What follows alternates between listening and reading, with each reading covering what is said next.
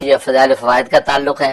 ایک فائدہ اس کا یہ ہے کہ اگر کسی شخص کو پیلیا ہو گیا، یرقان جونڈس ہو گیا، اس میں بڑی اس کی تاثیر ہے کہ روزانہ جو یہ سورج جو ہے 7 مرتبہ تلاوت کر کے پانی بھی دم کر کے اس جونڈس والے کو پلائیں، یا اس کے اوپر چھڑکیں بھی اور پلائیں بھی، اس کے بدن پہ چھڑک بھی دیں، تو اس کے لیے بہت اس میں تاثیر ہے کہ اس کا جو یرقان جو ہے بہت جلدی رفع ہو جاتا ہے۔ اور عام طور پر بچوں کو یہ ہو جایا کرتا ہے تو یہ 7 مرتبہ تلاوت کر کے اس کو پانی پلائیں۔ دوسرے اس میں تاثیر برس کے لیے، برس وہ جو چت کبرا بدن ہو جاتا ہے، برس جو ہوتی ہے، تو اس کے لیے بڑی تاثیر ہے کہ یہی سورج ہے 3 مرتبہ تلاوت کر کے پانی بھی دم کریں، پانی پلائیں، اور جو متاثرہ جگہ اس کے اوپر پانی ملیں اور 41 ڈیز یہ عمل کر لیں، انشاءاللہ بہت زبردست تاثیر ہے کہ وہ جلد کا جو کلر تبدیل ہو رہا ہے، جو برس کے داغ دبے ہیں وہ نارمل ہو جاتے ہیں۔ یہ اس میں بڑی تاثیر ہے۔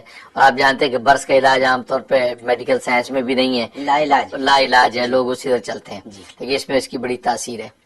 اور تیسرے اس کا جو ہے بڑا فائدہ یہ ہے کہ سورۃ بینہ کہ اگر کسی کو حاجت پیش آئی ہوئی ہے، کوئی ضرورت وہ پوری نہیں ہو رہی اور وہ بڑے تگ و دو کر لیا لیکن سمجھ میں نہیں آ رہا کہ کیسے کام پورا ہوگا، تو یہ صورت 7 مرتبہ تلاوت 21 مرتبہ تلاوت کریں، 21 مرتبہ تلاوت کر کے دعا کریں کہ اللہ اس کی تدبیر بتا، کیا کریں، کیسے ہوگا، اور یہ اس کام کو جو آسانی سے کامیابی کی طرف لوٹا دیں۔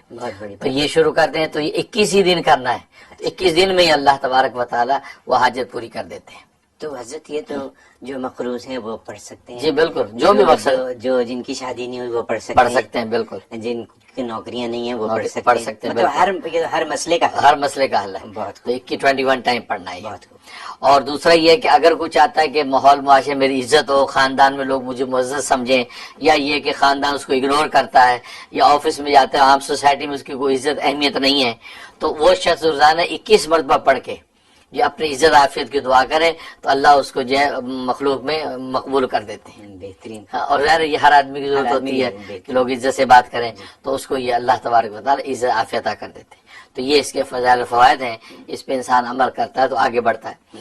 اور یہ کہ ایک یہ کہ اگر ورم آ گیا کسی عضو میں، سوجن آ گئی ہے، سویلنگ ہو جاتی ہے، پاؤں وغیرہ میں سویلنگ ہو جاتی ہے، اس کے لیے بہت زبردست تاثیر ہے کہ یہ سورج جب 1 مرتبہ صبح اور شام 2 ٹائم جو تلاوت کر کے اس کے اوپر دم کریں، اور تھوڑے سے پانی پہ یا تیل پہ دم کر کے اس سویلنگ کی جگہ پہ مالش کریں، تو یہ 11 دن کریں پابندی سے، کسی قسم کی سوجن ہوگی ختم ہو جائے گی۔ یہ اس کے اندر بڑی تاثیر ہے۔ تو یہ اس کے فوائد۔ اور جہاں تک خواب میں تعبیر کا تعلق ہے، اس کا مطلب ہے کہ اللہ تبارک و تعالی اس کی باطن کی اصلاح کر دیں گے، لیکن فساد باطن کے بعد، یعنی ابھی کرنٹ صورتحال میں یا فساد باطن اس کو ہے، یا بعد میں کبھی ایسا کوئی امتحان اس پہ فساد باطن کا آئے گا، لیکن پھر اللہ تبارک و تعالی اس کو دوبارہ اصلاح کی طرف لوٹا دیں گے اور اس کے باطن کو پاک کر دیں گے۔ اور اس کے اندر اگر جو قلب میں شکوک و شبہات ایمان دین کے بارے میں یا کسی بھی قسم کے نظریے کے بارے میں پھیلے ہوئے ہیں، وہ سارے شکوک و شبہات نکل کر یقین اور ایمان کی دولت نصیب ہو جائے گی۔ اس کا یہ مطلب ہے۔ اور ایک مطلب یہ ہے کہ اس کے ہاتھ پر کوئی مشرک مسلمان ہوگا، اس کے ہاتھ پر کوئی مشرک جو ہے وہ دائرہ اسلام کے اندر داخل ہوگا، اور یہ بہت بڑا ثواب ہے، وہ ہے کہ بہت اللہ کی فضیلت ہے، یہ اس کو نصیب ہوگا۔ اور ایک مطلب ہے کہ اللہ تبارک و تعالی اس سے دعوت دین کا کام لیں گے، اس کو بشیر اور نذیر کی کیفیت عطا کر دیں گے کہ لوگوں کو یہ بشارتیں سنایا کرے گا، دین کی نسبت سے دعوت دے گا، اور اسی طرح سے نذیر کی حیثیت اس کو عطا کر دیں گے کہ یہ اللہ کے عذاب سے ڈرایا کرے گا۔ تو دعوت دین کے لیے اللہ اس کو قبول کر لیں گے۔ اگر یہ خواب میں اس نے پڑھا یا سنا تو گویا کہ دعوت دین کے اس کو دائی بنانے کی بشارت ہے۔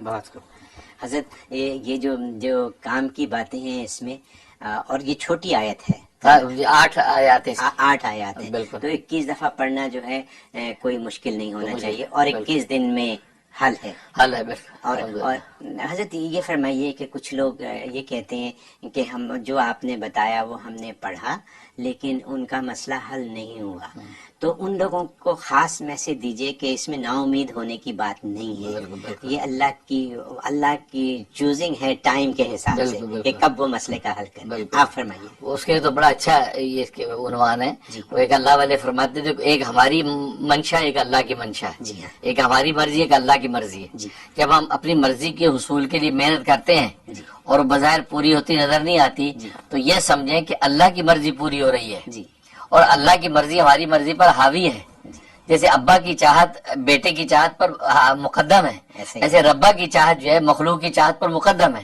تو یہ ایمان و یقین رکھے کہ ضرور مقصد حاصل ہو رہا ہے، لیکن اللہ تبارک و تعالیٰ کی منشا کی شکل میں ہو رہا ہے جس کا مجھے علم نہیں ہے. جیسے چھوٹا معصوم بچہ ہے، اگر وہ روٹی پہ ہاتھ ڈال دے اور منہ میں ڈالنے لگے تو ماں اس سے چھین لیتی روٹی اور اس کو دودھ پلاتی ہے. تو حالانکہ وہ سمجھو بڑی ظالم ماں ہے، میرے ہاتھ سے روٹی چھین لی، میں روٹی کھانا چاہتا ہوں. لیکن ماں کو پتا ہے ابھی روٹی کے قابل نہیں ہے، ابھی دودھ کے قابل ہے. جب استعداد پیدا ہو جائے گی تب میں اس کو روٹی خود دوں گی. ٹھیک، جب دودھ مانگے دودھ نہیں دوں گی بلکہ روٹی دوں گی. تو گویا کہ یہ والی بات ہے کہ اللہ تبارک و تعالی ماں سے 100 درجہ زیادہ ہم سے پیار کرتا ہے. تو یہ ہو نہیں سکتا کہ اللہ کو پکارے اور اللہ سنے نا. یہ تو قرآن میں اللہ نے کہہ دیا پکارنا تمہارا کام ہے، قبول کرنا میرا کام ہے. تم مجھے پکارو بس، تم دعا کرو، قبول میں کروں گا. تو اللہ نے وعدہ کر لیا ہے، تو کیسے ہو سکتا ہے کہ ہم اللہ سے مانگے اور قبول نہ کریں؟ ہاں قبول کر لیا اس نے، اس کی شکل کیا ہے وہ ہمارے علم میں نہیں. وہ روٹی اور دودھ کی مثال ہے.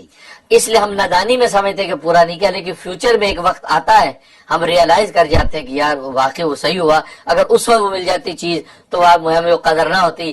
آج ملی ہے تو آج جس قدر و شکر سے ہم اس کو استعمال کر رہے ہیں اس کا لطف ہی الگ ہے. یہ وجہ سے جیسے آپ نے فرمایا یقین محکم اور ایمان کے ساتھ آپ اپنی کام کریں تو انشاءاللہ بالکل.